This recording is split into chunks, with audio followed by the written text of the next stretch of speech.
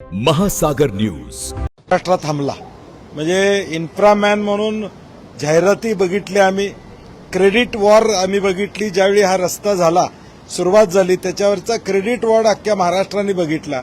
आता मला वाटते ज्या वेळी हा क्रेडिट वॉर घेणाऱ्यांनी आता या घटनांचं देखील क्रेडिट घ्यावं अशी आमची अपेक्षा असणार. ऑरेंज अलर्ट होता, सर्वांना माहीत होतं. तुम्ही प्रशासन म्हणून, सरकार म्हणून लोकांना आधीच सांगायला पाहिजे होतं की या रस्त्यावरची परिस्थिती काय असणार आहे. दरड जिथं कोसळू शकते अशा भागामध्ये जेसीबी ठेवणं किंवा साहित्य तिथं ठेवणं याची तयारी सरकारने केली होती का ही शंका आहे. आणि म्हणून मला वाटतं हे टोटल फेल्युअर ऑफ गव्हर्नन्स आहे. आलेल्या संकटाला मुकाबला देण्याची क्षमता या सरकारमध्ये नाही आहे, हे प्रामुख्यानं या घटनांवर सिद्ध झालेलं आहे. ऑरेंज अलर्ट होता, कालच लोकांना सांगायचं होतं मुंबई पुणे रस्त्यावर प्रवास करताना काय उपाययोजना कराव्यात किंवा कशा पद्धतीनं करावा नाही करावा हे सांगणं गरजेचं या ठिकाणी होतं. परंतु कुठलाही या ठिकाणचं नियोजन नाही. अनेकदा हा Mumbai Pune express highway traffic jam ऍक्सिडेंटमुळं रखडलेला आहे. अशा आपत्तीच्या परिस्थितीमध्ये तिथं पब्लिक ऍड्रेस सिस्टीम्स, लोकांना नेमकं काय चाललंय याची कुठलीही माहिती त्या ठिकाणी मिळत नाहीये. आणि म्हणून मी म्हटलं तसं हे फेल्युअर ऑफ गव्हर्नन्स आहे. या सगळ्या गोष्टीच्या दरम्यान साधारणतः जिथे घाटमाती आहे, पुणे मुंबई एक्सप्रेस हायवे बंद होतो, याच्यामुळे लोकांना प्रचंड त्रास होताना दिसतो. कारण की एक तर रेल्वे बंद आहे, रस्ते बंद आहे आणि सिच्युएशन अजून वाईट होईल असं सुद्धा disaster control minister Girish Mahajan सांगत आहे. प्रशासन प्रिपेअर नाही राहिलं या गोष्टीचं. नाही, तेच मी म्हणतोय की तुम्हाला ऑरेंज अलर्ट होता, आता मंत्री महोदय म्हणतात की अजून सिच्युएशन डिट्रॉइट खराब होणार आहे. अशा वेळी मग तुम्ही लोकांना सांगा ना की ह्या गोष्टीत पावसाचा प्रचंड या ठिकाणी प्रमाणात पाऊस पडणार आहे, ही काळजी घ्यावी. त्यासाठी काही निर्बंध करता आले तर त्या ठिकाणी करावेत. शाळा बंद करण्याचा निर्णय आपण घेतलेलाच आहे का, तर त्या मुलांना या ठिकाणी गैरसोय होऊ नये.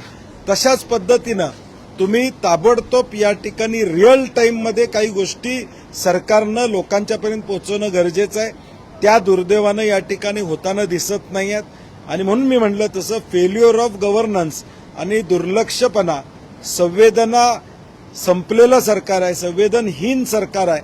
आणि म्हणूनच मॅनहोलमध्ये मृत्यू होतोय, इमारती मुंबईमध्ये पडतायत. मुंबईच्या इन्फ्रास्ट्रक्चरवरचा लोड आता बांधकामामुळे एवढा झालेला आहे की आता ते घेऊ शकत नाही अशी अवस्था मुंबईची देखील या ठिकाणी झाली. अधिवेशन चालवावं का? कारण ग्रामीण भागातले आमदार मंत्री पोहोचणार नाहीत. बऱ्याच ठिकाणी रेल्वे मार्ग, रस्ते मार्ग बंद आहेत. मला वाटते पुण्याला येणाऱ्या, मुंबईला येणाऱ्या बऱ्याचशा रेल्वे आता बंद आहेत. आम्ही देखील काल रात्री कोल्हापुरातून आलो, आम्हाला साधारणपणे 1-2 वाजले. विमान सुद्धा 3-4 तास लेट त्या ठिकाणी आलं. आणि म्हणून अशा परिस्थितीमध्ये मला वाटते सरकारनं या कंट्रोल रूमच्या माध्यमातून नेमकं महाराष्ट्रामध्ये काय घडतंय याचा अभ्यास करणं गरजेचं आहे. आज फक्त आमदारांचा विषय नाही अधिवेशनामध्ये, आज अधिकारी देखील या ठिकाणी पोहोचू शकलेले नाहीत, स्टाफ पोहोचू शकलेले नाही, अशी अवस्था साधारणपणे अधिवेशनाची आहे. त्यामुळे सरकारनं याबाबतीत निर्णय घ्यावा.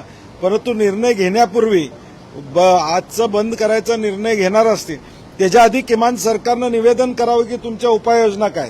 तुम्ही सरकार म्हणून या राज्यातल्या जनतेला दिलासा या पावसाच्या आपत्तीमध्ये कसा देणार आहोत, किमान हे सरकारनं निवेदन करावं, सांगावं किती मृत्यू झालेत, मुंबई पुणे हायवे पुन्हा कधी चालू होणार आहे, कशा पद्धतीनं नियोजन या ठिकाणी होणार, किमान सरकारनं निवेदन करावं अशी आमची अपेक्षा असणार. मुंबई शहरामध्ये कालच्या 2 दिवसामध्ये जवळपास 7पेक्षा जास्त मृत्यू झाले आणि आधी पण 2 दिवसांना जर गेला तर मॅनहोलमध्ये जाणार होते. काल बिल्डिंग कोलॅप्स झालेली एका ठिकाणी, दुसरीकडे झाडं पडतात, त्याच्यामध्ये लोक मुख्यमंत्र्यांनी जखमी होत आहेत.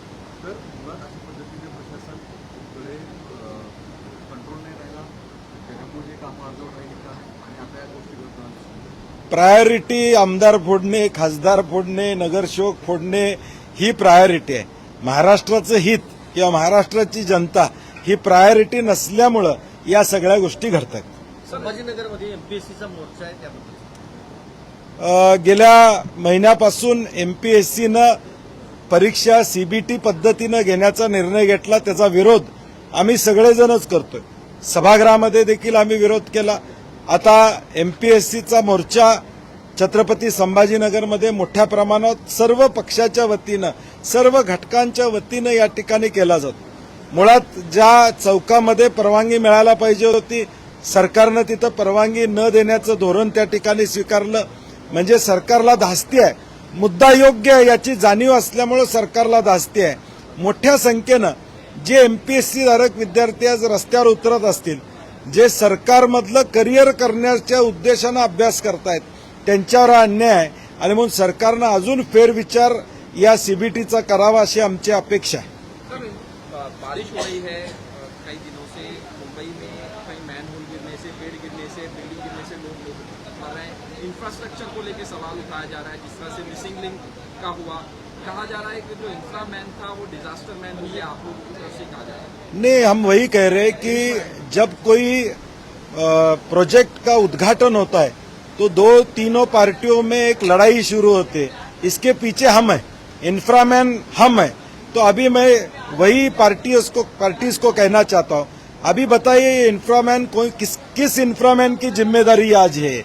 मिसिंग लिंक शुरू हो गया लेकिन पूरा महाराष्ट्र रुक गया, ऐसी अवस्था हमारी मुंबई पुणे जैसे ऐतिहासिक रोड पे।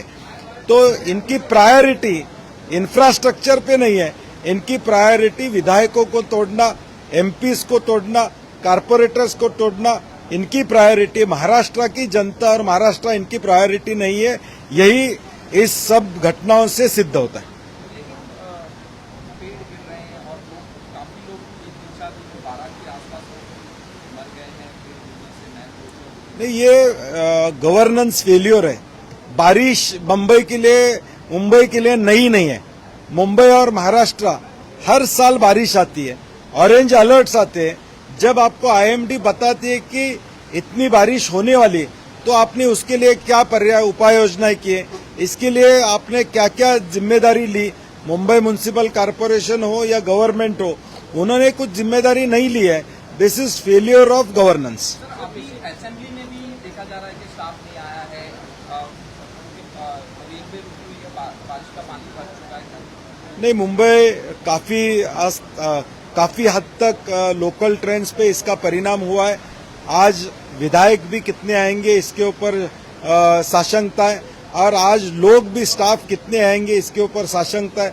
अगर सरकार आज का दिन का अधिवेशन खत्म करने का मतलब आज के लिए स्थगित करने का निर्णय लेती है, तो हम सरकार से विनती करते हैं कि कम से कम स्थगित करने से पहले बारिश की वजह से जो दिक्कतें लोगों को आ रही, इसके ऊपर सरकार की क्या भूमिका है, क्या उपाय योजना होने वाले, कम से कम इसका निवेदन सरकार की तरफ से आ जाए, यही हमारी अपेक्षा है। राम मंदिर डोनेशन को लेकर कल उद्धव ठाकरे ने प्रोटेस्ट किया, प्रदर्शन किया, हनुमान मंदिर में जाके, क्या कांग्रेस की क्या?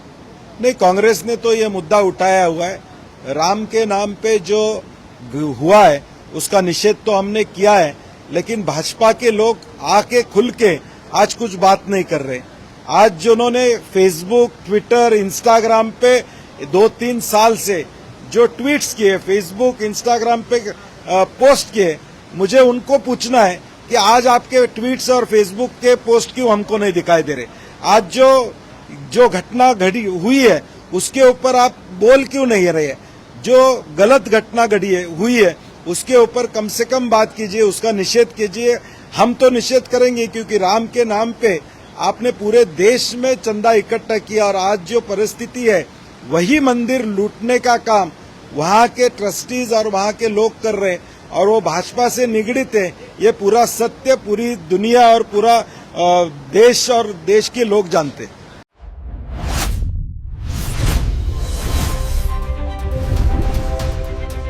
महासागर न्यूज।